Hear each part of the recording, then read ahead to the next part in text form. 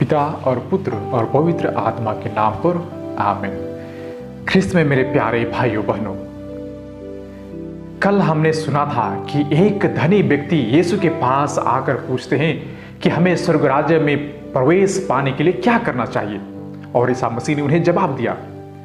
और अंत में जब उन्होंने कहा कि आप सब कुछ बेचकर गरीबों को दे दो और हमारे पीछे चले आओ, तब उन्हें बहुत ही दुख हुआ। वह कैसे सभी चीजों को बेचकर गरीबों को दे दे, सब कुछ अपने पास जो भी था उसे छोड़कर ईसा मसीह के पीछे कैसे आ सकता है, क्योंकि उनके पास बहुत धन संपत्ति थे। वह दुखित मन से वह वापस चला गया, वह कुछ नहीं कहा। और उसी चीज को लेकर आज के सुसमाचार में हमारे प्रभु ईसा मसीह कहते हैं, देख लिया आपने। अपने शिष्यों को वे बताते हैं कि आपने यह देखा कि धनी लोगों को स्वर्ग राज्य में प्रवेश पाना कितना तकलीफ है। आप समझ सकते हैं कि ऊंट को सुई की नोक से पार होना अधिक सस्ता है, अधिक सहज है, लेकिन धनी लोगों को स्वर्ग राज्य में प्रवेश करना बहुत कठिन है। मेरे प्रिय भाइयों बहनों, यह जरूर हमें सोचने की आवश्यकता है। हम अपने जीवन में बहुत सारे चीज कभी छोड़ना नहीं चाहते हैं। आप देखेंगे कई सारे लोग होते हैं, वे अपने शरीर के लिए 2 कपड़े ही अपने आप में सोचते हैं कि यह काफी है। वे 2 से 3 कपड़े से ज्यादा नहीं रखते हैं।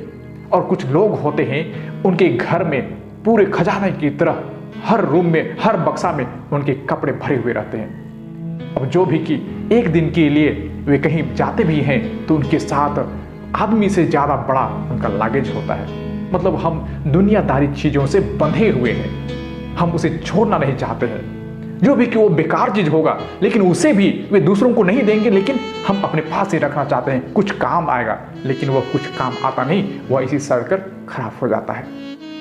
मेरे प्रिय भाइयों बहनों, यदि हम सच में सोचे इस दुनियादारी चीजों में हम कितने फंसे हुए हैं, हम उलझे हुए हैं, हम इसे देना नहीं चाहते हैं, हम उसे छोड़ना नहीं चाहते हैं।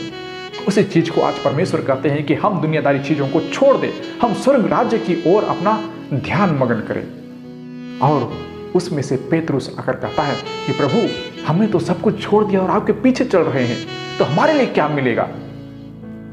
अब परमेश्वर ने यह उन्हें वादा किया कि जो लोग अपने घर परिवार, अपने माता पिता, अपने भाई बहन, अपने खेती बाड़ी सब कुछ छोड़कर ईश्वर के राज्य के लिए जो हमारे पीछे चल रहा है, मैं आपको विश्वास दिलाता हूं कि स्वर्ग राज्य में जब मैं पिता की दाहिनी ओर विराजमान होऊंगा, उस समय आप भी इस्राएली के 12 ट्राइब, मतलब जिसे हम कहते हैं हमारे बोलचाल की भाषा में आदिवासी या जनजाति लोगों का जो ग्रुप था, 12 ग्रुप, उनका आप लोगों का मालिक बनाऊंगा।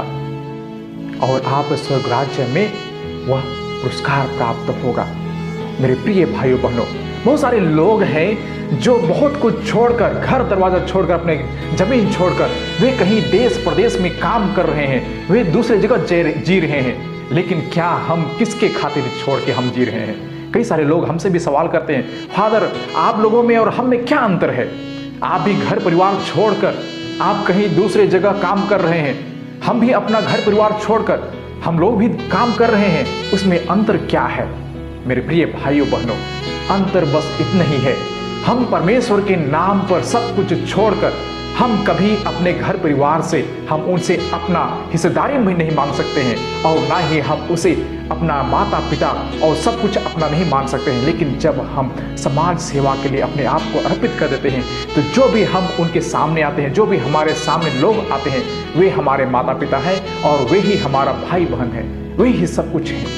क्या हम इस चीज को समझ पाते हैं? और जो भी पुरोहित जिसे हम देखते हैं, वे हमारे बेटा बेटियां हैं। उसी प्रकार हमें लोगों के साथ व्यवहार करना चाहिए। एक पुरोहित या धर्म संगी धर्म बहन एक दूसरे को अपने माता पिता, अपने भाई बहन, अपने बच्चों के समान उनकी देख रेख, उनके साथ वार्तालाप करना चाहिए। और जो हमारे माता पिता, जो हमारे भाई बहन है, वे लोग पुरोहित भाई बहनों को भी उसी प्रकार उनके साथ वार्तालाप, उनके साथ व्यवहार करना चाहिए। यही सब चीज है। यदि हम ईश्वर के राज्य के लिए हम जब कार्य कर रहे हैं, तो उसी प्रकार हमारा जीवन भी होना चाहिए। आइए हम सभी लोग इन सभी चीज़ों को याद करें, हम परमेश्वर से प्रार्थना करें कि प्रभु हमें यह समझने के लिए आशीष कृपा दे, जिससे हम आपके राज्य में प्रवेश पाने के लिए हम योग्य बन सके और हम आपके राज्य तक आ सके। आइए हम कुछ देर मौन रहे और हम परमेश्वर से यह प्रार्थना करें। पिता और पुत्र और पवित्र आत्मा के नाम पर आमीन।